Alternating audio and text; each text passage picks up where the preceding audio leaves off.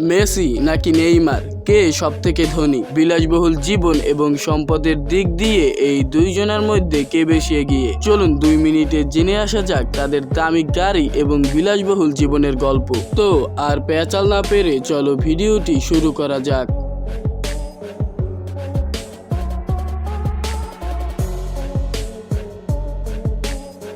তো আমরা প্রথমেই লিওনেল মেসিকে দিয়ে শুরু করব।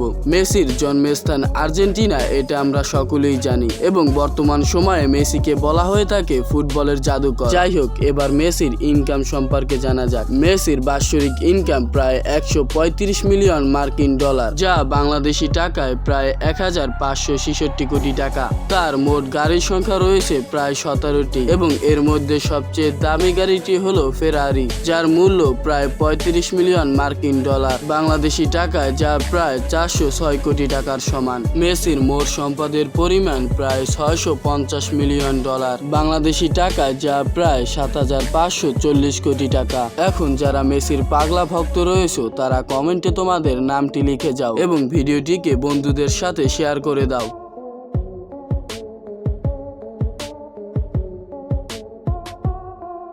এবারে আসা যাক ব্রাজিলিয়ান সুপারস্টার নেইমার জুনিয়রের কথায়। ইউনিক স্টাইল এবং দারুণ সব স্কিলের জন্য নেইমার জুনিয়র অনেক জনপ্রিয়। বাংলাদেশেও নেইমারের কোটি কোটি ফ্যান ফলোয়ার রয়েছে। নেইমারের বাৎসরিক ইনকাম প্রায় 85 মিলিয়ন মার্কিন ডলার বাংলাদেশি টাকায়, বছরে প্রায় 980 কোটি টাকা। সে হিসাবে তার মাসিক বেতন দাঁড়ায় প্রায় 82 কোটি টাকার সমান। ব্রাজিলিয়ান এই সুপারস্টারের গাড়ির সংখ্যা রয়েছে 13টি এবং এর মধ্যে সবচেয়ে দামি গাড়িটি হলো ল্যাম্বরগিনি ভেনেনো, যার মূল্য প্রায় 5 মিলিয়ন মার্কিন ডলার, যা বাংলাদেশি টাকায় দাঁড়ায় প্রায় 52 কোটি টাকা। নেইমারের মোট সম্পত্তির পরিমাণ প্রায় 2900 কোটি টাকা। আর যারা নেইমারের ভক্ত রয়েছে তারা ভিডিওটিকে তাড়াতাড়ি লাইক করো এবং যারা লাইক করেছো তাদেরকে অসংখ্য ধন্যবাদ। সম্পত্তি এবং দামি গাড়ির দিক দিয়ে মেসি কিছুটা এগিয়ে থাকলেও সত্যিকার অর্থে কেউ কারো থেকে কম নয়। আপনার মতে কে সেরা, মেসি নাকি নেইমার? কমেন্টে জানান। আর ভিডিওটি ভালো লাগলে শেয়ার করতে ভুলবেন না।